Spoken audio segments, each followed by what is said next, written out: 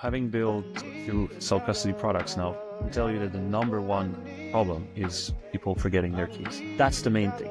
So how do we build an onboarding experience that makes losing your keys impossible? That's Charles Hamel, Product Director at MiniPay, a stablecoin wallet reshaping payments across Africa and beyond. MiniPay is one of the most exciting stablecoin-powered UXs I've ever seen. And in this episode, Charles unpacks the evolution of self-custody crypto wallets, MiniPay's seamless onboarding with phone numbers, and the importance of connecting local economies to the blockchain.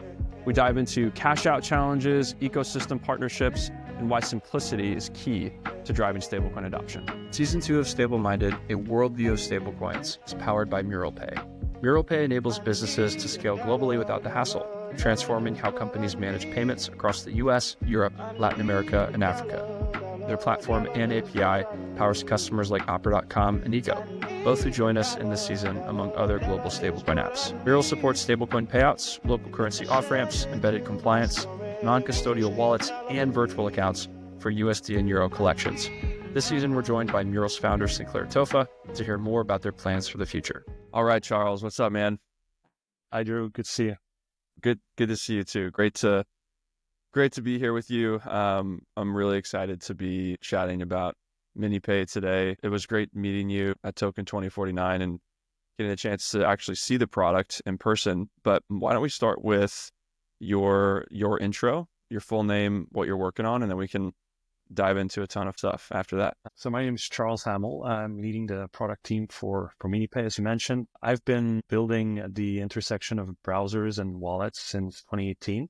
Always kind of on the self-custody side, both at Opera and Ledger. And today at Opera, I'm leading this new product called MiniPay, which is a stablecoin wallet for the rest of us. Right? It's a stablecoin wallet where you don't need to be down the crypto rabbit hole to use.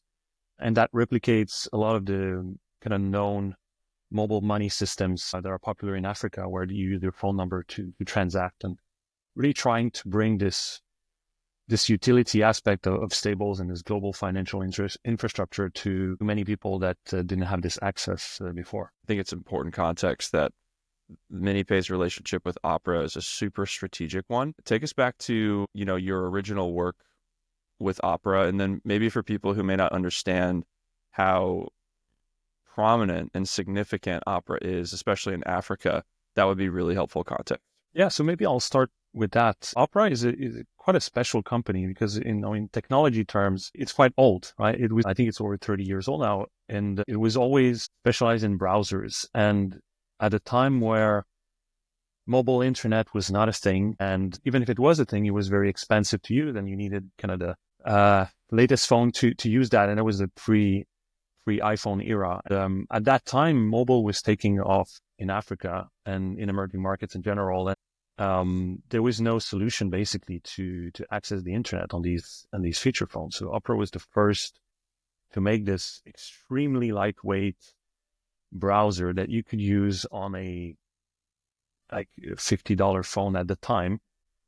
That was a Java platform, and to use a bunch of clever kind of optimization and compression techniques to bring the full web to these very early kind of mobile internet users, where network access was also not only prohibitive but unreliable. So you could browse the web at a very reliable service, a very affordable service.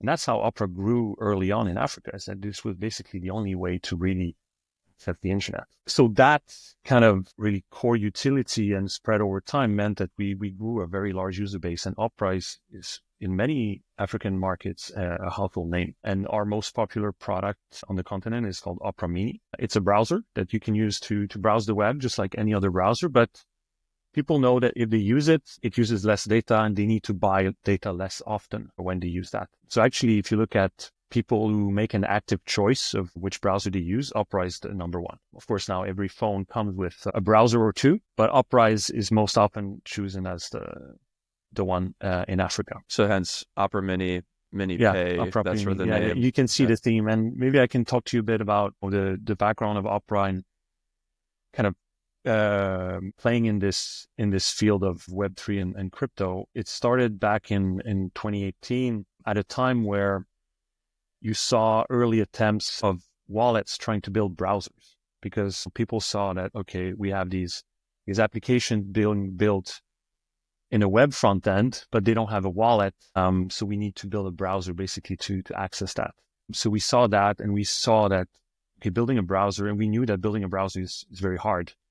So we thought, okay, let's try to solve the same problem, but starting from the browser and building a wallet on top of that, and always thinking mobile first. So back in 2018, we did this kind of built-in Web3 wallet in a mobile Android browser, self-custody wallet with, at the time, even NFT metadata and, DEXs and auto detection of ERC20s and all that good stuff, right? That all wallets have today. But it was very early, and ultimately, I think this product was maintained over time. But really, all this expertise was then pivoted to build this product that we built today, which is MiniPay. So Opera is not like a first attempt at this kind of crypto product, but now really focusing on a very vertical use case, payments using stablecoins, and in a place where Opera has distribution today, which is Africa,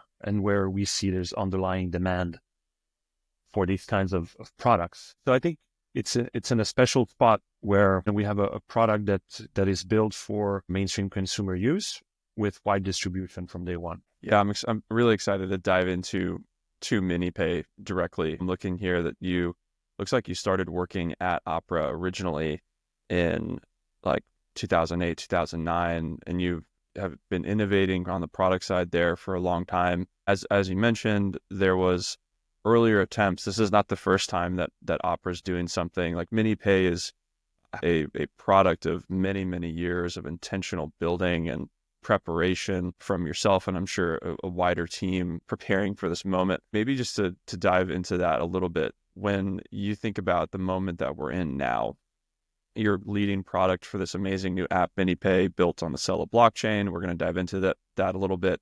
What would you compare the moment of end of the year 2024 with maybe how you were feeling about the crypto landscape or the wallet landscape back in 18, 19, when you were doing that more browser-based crypto wallet?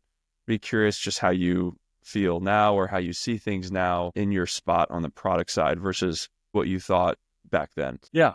Well, there's, I would say, two big differences. Like, I tried to picture myself back in 2018 is there was basically this race for features, like as in, okay, we launch something, and then a new coin comes up, a new chain comes up, a new dApp comes up, and we were all trying to check all the boxes because there was always this new thing coming up, and at the same time we didn't have clear product market fit. So we were like, okay, maybe we add this, and that's going to resonate better, and with this constant pressure to do more, basically, and to also like really try to push it onto the market. There was very little natural pull, right? There was a lot of people building wallets and trying to solve this problem of connectivity between the browser and the wallet, but it was very niche. So there was, this timing element was not quite there, and there was a race to complexity in a way.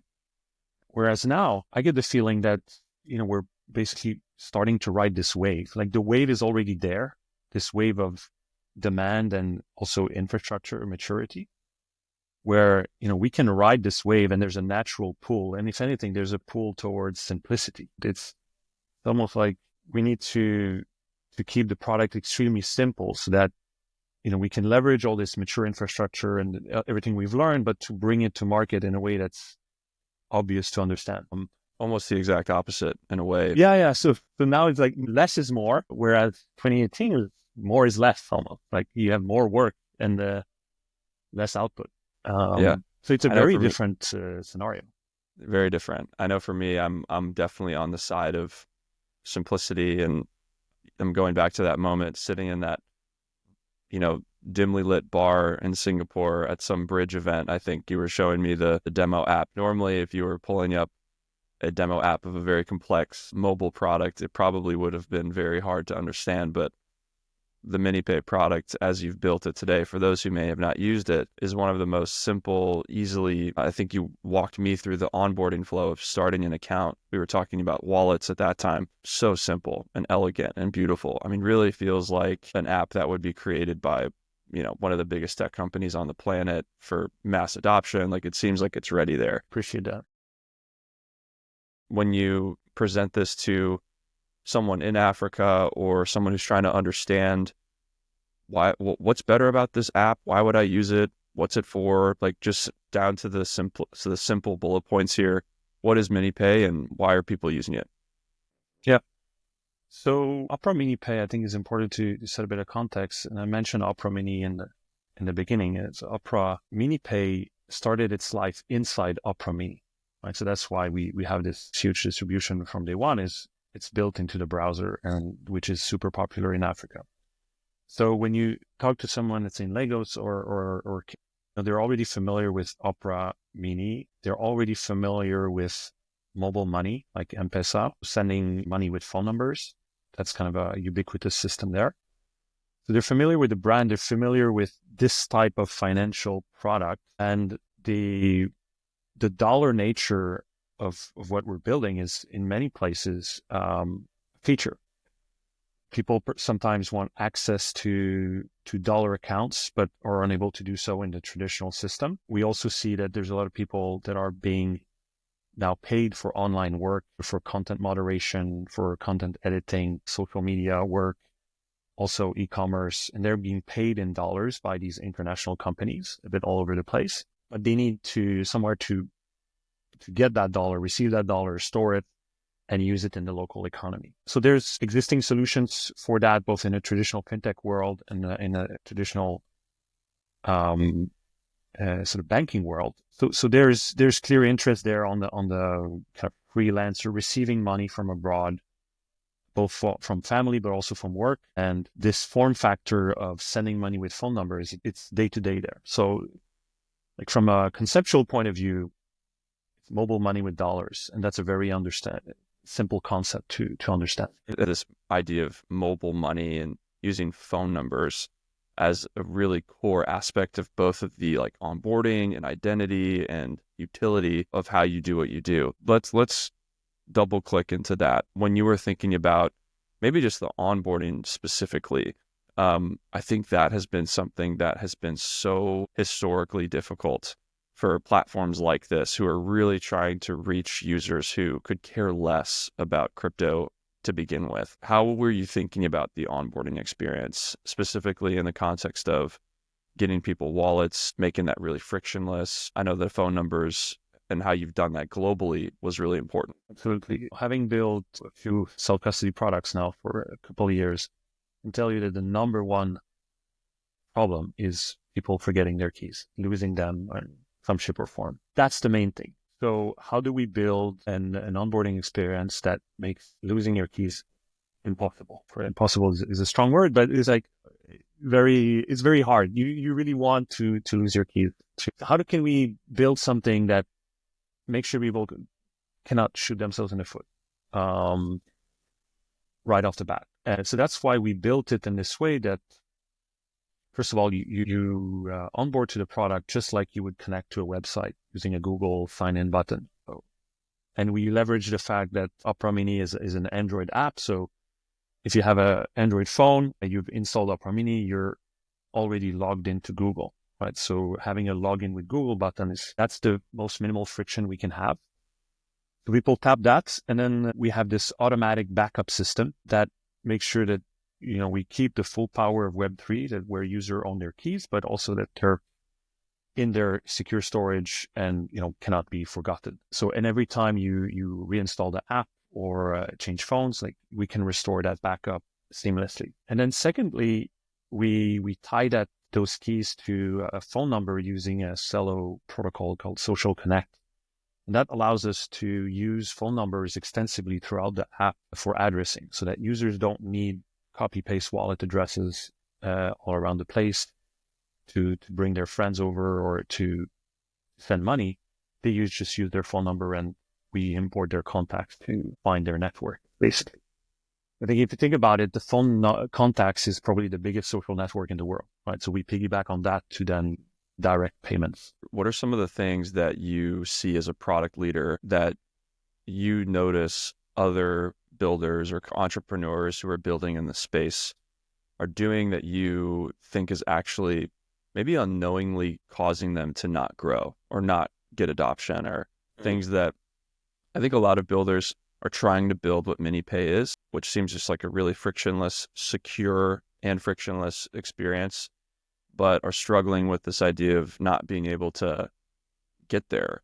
What do you think? What are you observing from these founders or other builders that might be the reason that that's not feeling or growing like MiniPay is growing? Would you say? Well, I would say perhaps this is a hot take, but I think there's a trap out there. Founders, they end up thinking they should build a wallet. Not because it's the main thing, but it becomes this side quest that they feel they need to complete to kind of own the whole experience, but end up down a very deep rabbit hole of building a wallet. And the situation is a bit better today because there's a lot of kind of wallet as a service startups that you can use, and some of them are excellent. But I would say there's a lot of builders in crypto that end up building a wallet when they shouldn't. And that's it's not necessarily just bad judgment. It's just that I think the industry is in a place where distribution is still kind of an open question. And they feel like until that's clear, then they need to kind of own the whole thing, that they can distribute this kind of standalone app that does everything. And that's why they end up building the wallet part. That's a common pitfall that I see less now, but still. And then I would say there's a bit of still a race to complexity, both on, sometimes the timing just feels right when people like Chris and Fundbank that are building this product that really fits a gap for us at the same time. Like I think we were building towards the same thing at the same moment. And so the integration it felt very natural. And, we, as much as a good job we can do on the onboarding and the payment experience and the phone number addressing and all that, at the end of the day, connection to the local economy, both in and out, is essential, right? If the product doesn't have that, it's not very useful. So that's where Fundbank comes in and allowed us, and was one of the first partners we had to go in and out of stables using local payment methods, even airtime, as you mentioned. So airtime is actually a currency in many countries, informal one, that is, but it's value that people exchange today. It's digital value that people exchange today. And through WhatsApp groups at arbitrary exchange rates, because it's a very hard to use currency unless you need kind of to talk a lot on the phone. You can't really spend it in other ways. So people are kind of dealing in that currency in the background. And Fundbank was the first one to really open that up to purchase stables. So that's super interesting for markets like Kenya. And now we use Fundbank in many markets in Africa where they allow to come in and out of stables very easily. Yeah, such an interesting example of building for your customer, like not having a solution looking for a problem, but like actually what is needed here. I mean, that's just such an obvious example of Chris's. I mean, Chris has done a lot of great work before Fundbank, so I think he's experienced the how to actually build product market fit there. What other companies like Fundbank do you find are the kind of the multi-chain aspect of our business? If you're trying to build something in one ecosystem and then you sort of dilute your resources on many different ecosystems too early, which has a very high cost and reduces your speed of shipping. So that's another thing of spreading yourself thin across multiple ecosystems. I think we're what does that lucky mean? enough to Ecosystem, like, are you saying blockchains like Celo? Yeah, specifically? blockchains and the stacks of, okay, now this blockchain wants our app, and then, okay, let's try to figure this out. So I think for me, it's, as a product leader, it's very refreshing to build a very simple thing that works on one blockchain and with very few dollar coins. So yeah, that's what I would say is like the common mistakes that are still happening. Yeah. And so how have you then, for those two areas, on the wallet side, the ecosystem side, you guys have, it sounds like, I know you're using Celo blockchain, would love to dive into that. How have you solved the wallet, the wallet as a service problem? So most people, they go through the onboarding, or most people in the industry that go through the onboarding, they assume we use some wallet as a service provider behind. But in fact, this is an in-house solution with automatic cloud backup. So how that works is we've used our expertise in building kind of EOA wallets, and now I've focused this on building an EOA wallet on Celo, which I would say probably has the biggest advantage is that you can pay fees in stables, even as a very dumb EOA wallet. You don't need any of the paymasters, smart contract logic that a lot of other solutions need. So it's a very clean approach where a key pair can hold stables and transact with them without the native network currency. And that brings huge UX benefits, as I'm sure you can appreciate. Yeah. So for people who may not be aware, EOA, externally owned account, is uniquely beneficial with the things like gas fee sponsorship and not forcing users to have to see those types of messages or sign for them. It puts maybe MiniPay as a business in the position to sponsor gas fees or pay for gas fees on behalf of users, or creatively figure that out. Was that the main, when you're thinking about building with an EOA model, was that the main thing you wanted to solve for there? So what we wanted to solve for is that users didn't have to think in more currencies than necessary. If this is a dollar wallet, you should only have to think in dollars. You shouldn't have to think of this other token, either Solana, ETH, or Celo, or whatever, that you need to hold to pay for fees, right? So just that mental complexity of dealing with two currencies to do basically one action is actually very hard. So Celo allowed us to build this dollar maximalist experience using very simple, well-understood tech, which is this EOA wallet model. So we didn't have to build a smart contract wallet, have this gas sponsorship, these paymasters to sponsor gas. And because Celo is extremely cheap, we're talking 1/10 of a cent for a stablecoin transfer. The fees are so low that we don't need to sponsor them, and it doesn't affect users. I think for people who might be listening, Celo, at least in the last 6 months, has really, at least for me, come on my radar in a new and powerful way. When I was in Singapore this year, traveling and meeting a lot of the projects building with stablecoins, Celo just kept coming up. Tell me, why do you think that is? What is I think bring us back to that moment, I guess, when you were asking yourself and the team was asking, what ecosystem are we going to commit to here? Make this really simple. How did you think through that question, and what ultimately made you build on Celo? Because I'm noticing a lot of other companies in your space have chosen the same thing. Yeah, Celo is, was it launched in 2019 or it's it's a fairly mature ecosystem. It's EVM based. And when we started kind of briefing what should we use to build MiniPay, it was basically with Celo.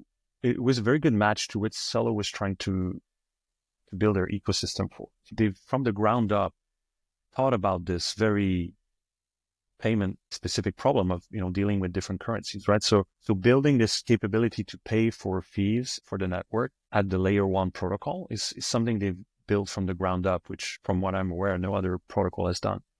That was a big plus for us. It meant that we could use the expertise and experience we've built using this original Web3 wallet into this new context without having to build in a lot of new tech. Also, it had this phone number mapping system built in. So we could, of course, have gone down the route of, okay, let's build a database of phone numbers that we own that maps phone numbers to wallet addresses. But then that creates a point of centralization, and also that, it defeats a bit the purpose of, using this public infrastructure. So having this capability at the layer 1 and being able to do it in a privacy preserving way, so you can go from number to address, but not address to number, that felt very compelling. And, I think there's a lot of mission alignment to what Celo is tried to build from day one. And what Opera has tried to build for many years now in bringing access to people in emerging markets in more effective ways. So there was strong alignment both on the tech side and on the mission side, and it felt like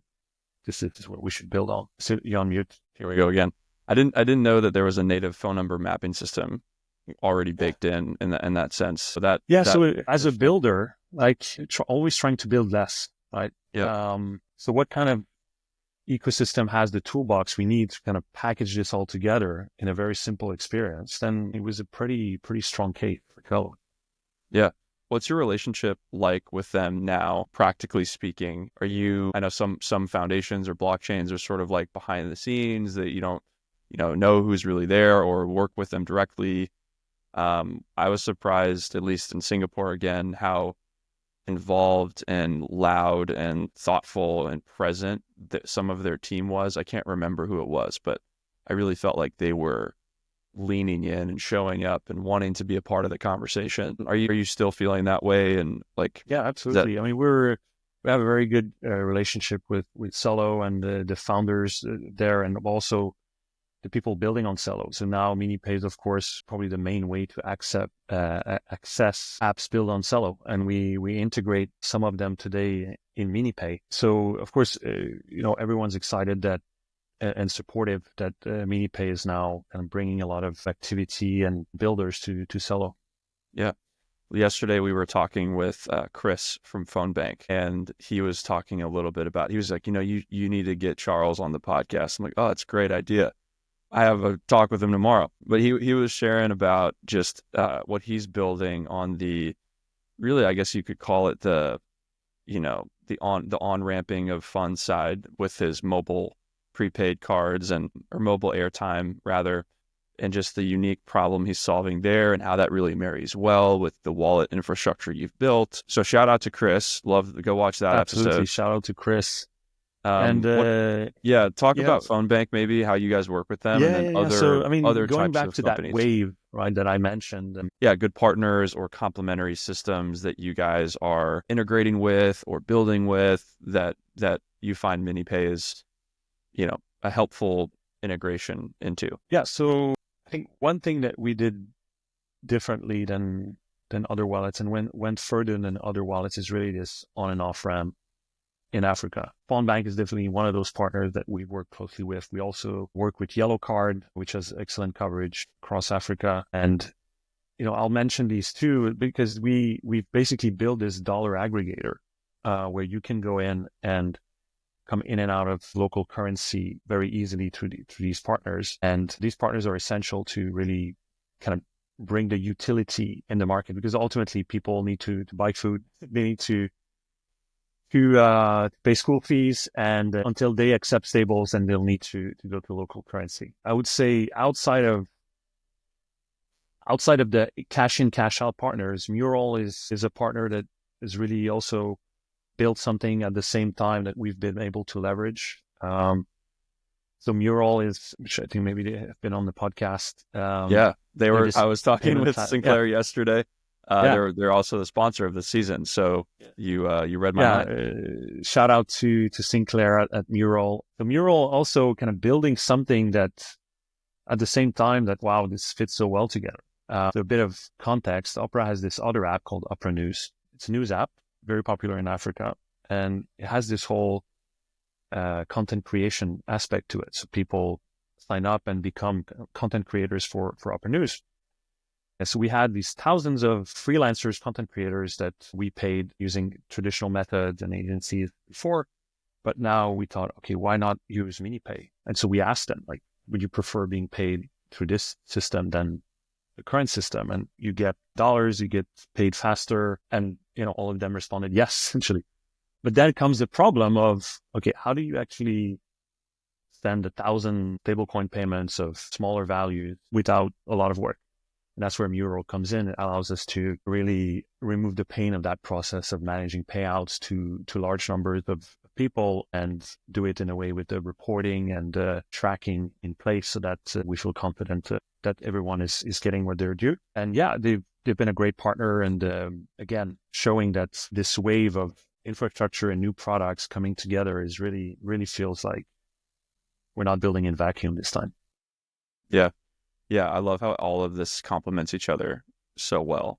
We were talking with Mural yesterday, and we didn't dive into this specific product feature. So I think it's just worth highlighting the idea of what you're talking about, which I imagine really popular for payouts, payroll, employer of record use cases, where, to my understanding, you have a list of wallets or a list of people that you want to pay, and in a single swoop, you can push a button and send funds to all of them, which I'm imagining reduces the on-chain cost of doing that significantly through this batching system. Is that essentially what it is? So because Celo is so cheap, it's not really a driver that we think about. It's really about how do you manage this payout. So both like adding new payees to the system, getting their phone number, which then maps to a wallet address, uploading the amounts that each one person should get at a given point in the month. So there's a lot of kind of manual work if you don't have a system like Mural to do this. Other companies could also use Mural to say, okay, we're paying you for this service. Here's a Mural link. Onboard through that, connect your wallet, and then you get your stable directly deposited. And so less of a MiniPay cost thing, more of a ease of use thing. Yeah. It's more managing payouts at large scale, and because MiniPay is something that I would argue most people can use from a complexity point of view, then it becomes a convenient option to receive stables. Yeah. You mentioned Yellowcard. I'm curious. We talked about Fundbank a lot, especially in the first season. A huge topic of discussion and continues to be, it seems like almost on every podcast, is this idea of like on and off ramps and localized liquidity and getting stablecoins into local fiat currencies around the world. Maybe we can double click on Yellowcard. It sounds like they've been we haven't talked about them on the podcast yet, but I know that they are just massive in Africa and they're powering a ton of things. What has been your experience with them? And maybe for people who don't understand, again, this last mile problem that they're solving, maybe you can just kind of expose what they're helping you with a little bit too. Sure.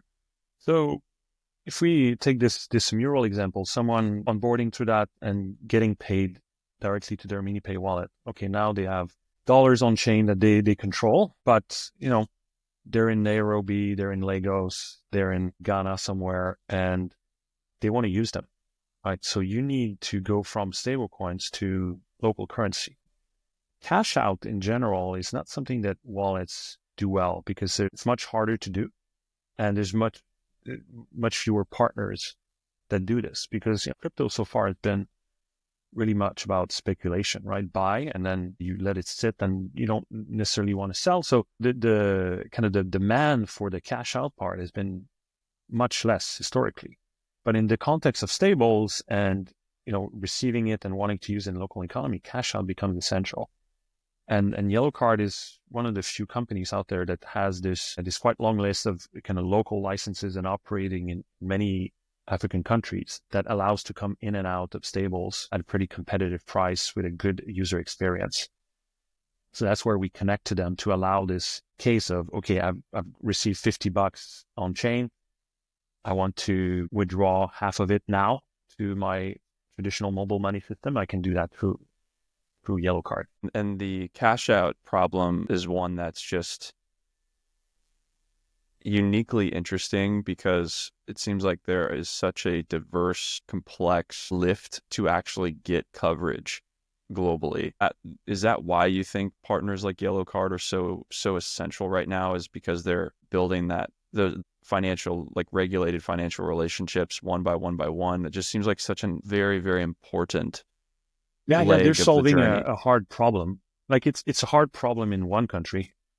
No, maybe I don't know how many, but maybe 10, 15 countries they operate in. So you multiply the pain. And I'm sure you can have Chris, the founder, on a following podcast to tell you more about that. So they're solving a hard problem. We're solving a different kind of hard problem, making all this stack usable by a normal human. But really, we need each other to make this useful in the real world. Yeah. How do you think about, moving forward into how you're thinking about the future with this product? I know Opera as a business seems like to have a lot of deep presence and coverage in Africa, for example. How do you think about the idea of growth, the idea of where you want to take this business? What's the vision here? Are you guys trying to be, go as deep as possible within Africa mainly, or are you trying to, is this something that you imagine being a global fintech application? Give us an idea of the future for this. So as I mentioned, MiniPay is born inside Opera Mini, very popular browser in Africa. But recently we launched MiniPay as a standalone app, which means that if you're in Europe, US, you can just go on the Google Play Store and get MiniPay. It's the same app with, of course, different cash in, cash out integrations, but the core concept is the same. And that really opens up MiniPay to be more of a kind of cross-border payment tool where, you can put a phone number of anywhere your friend, wherever he lives, and then you can use this on-chain sending dollar capability. So that's a big step we've taken recently with the Android app. We also have the test flight out for iOS. A lot of people we talk to in the stablecoin industry use iPhones. I'm looking right now. Is it not on iOS yet? It's not on the App Store, but it's a test flight. I was gonna go through the onboarding flow like really quickly as we speak, but I was like really struggling to find it. Okay, when is iOS the first coming? Ones? Yeah, so it's coming very soon for iOS. I can send you the link, and maybe we can share the link in the podcast notes. Yeah, that'd be great. People are interested. So it's still kind of in beta for iOS. That really opens it up to become this kind of global dollar app with phone numbers.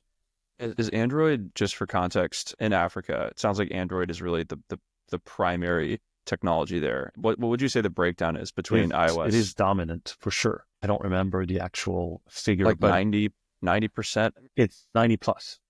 Wow. And is it essentially the opposite in Europe and US? Like the flip side? Yeah, I think US is very iOS skewed. Europe, less so. But yeah, from a kind of partnership perspective, everyone we talk to, they have an iPhone, especially people that are not necessarily building for Africa, they have an iPhone. And then that's where kind of the iOS version is essential, really, because once you see it, then it's okay. Now I understand what MiniPay is. What when you think about on the product side, as we sort of, move to close here, what are some product features or things that you get excited about within the platform that, iOS is coming, the US folks are pumped about that. What other things are you building or thinking about building into 2025 that get you excited? Yeah. So actually something that I would say, I mentioned one thing is we've seen a super great app being built on MiniPay. That's something that's a bit underlooked right now, but it's an app that allows you basically to pay out to any merchant in Kenya directly from Stable. So instead of being in this mindset of, okay, I'm withdrawing money back to local currency, I can just spend it. So it's one of the integrated apps we have people building on Celo on their own accord, and really coming together and connecting the wallet directly to their app so that someone in Kenya can just come in and without the merchant knowing anything about stables, anything about blockchain, they can just pay them. So that use case I'm super excited about. So this is general, just to understand this really quickly. So this is a business, a merchant, a company coming in and using the same core wallet infrastructure that a person or individual would use. Because a business is using it as well, you're saying that this can create sort of like a closed loop, really efficient. Actually, no. So I misspoke there, but this is actually a system that doesn't require any merchant adoption. Okay. And that's the key part. Because it's one thing to convince just a normal customer user to install an app and put dollars on it. It's another thing to convince a merchant to change their POS system, right? So what I'm describing now is the pay use case, which we're seeing now with this app called Pritium, is you can basically, without any merchant integration, just pay out to local merchant. And how does that work with Pritium? I'll look this up. So each vendor has an ID, and the user can put that ID in and pay out to this merchant. And that's a web app that's connected to me. And so you see this payout. I'll look up Pritium after this call, but you seem excited about the potential for this sort of model. Yeah, so like just in general, not using, not having to cash out, but just using your stables as you go. And let's say if you go to Kenya today, you can basically pay like a local without having a local SIM card in local currency. I think a lot of what I've seen solve for this, and we're probably going to have a season of the show specific to this technology, is all the innovation around cards that are tied to wallets. Similar theme. Are you guys thinking about anything like that in the future, or is this payouts feature that you're talking about almost accomplishing that in and of itself? No, so this payout feature is very market specific, and it's handled by a third party. I think cards are very interesting. I think there's many people building cards, and it's a bit hard landscape to navigate. I find there's a lot of products that are not quite baked, but I think it's an exciting trend to follow. Yeah. Couple quick hit questions as we close. On the product side, we sort of talked about the things that you think builders, pitfalls that they might run into. Are there any, on the flip side, opportunities or gaps that you see in the market that need to be filled, that, if there's a founder or builder looking for their next venture that you think could be a really needed solution in the context of stablecoins for global payments, like something that should be built that isn't there? So I think the pay use case is very much emerging, and there's not a lot of infra for that. Kind of using your stables in real life in ways that don't require merchant adoption, because that's something that I think a lot of people underestimate the effort needed to get that even without hardware. So I think that field is very interesting and underdeveloped. And I think in general, like build less, focus on simplicity. I think we're crypto and stablecoin to lesser degrees, very noisy space. People want more all the time. I think they talk about that, but I think simplicity ultimately wins. And I think focus is something that more products should have. Yeah, you're telling this to someone who I totally agree. My first job out of college was cold calling small businesses with Square, trying to convert them their point of sale systems. So I deeply know how difficult of a problem that is. But when you think about, maybe one word to describe how you're feeling about 2025 in regard to just the stablecoin industry, what's one word to describe how you're feeling? I mean, the first word that comes to mind is bullish, but I think 2025 will be a great year on the adoption, and just this wave will continue to grow. I feel like we're clearly in the wave, and then we just have to stay on the surfboard as the wave grows. Yeah, it really does feel like that, doesn't it? It's awesome.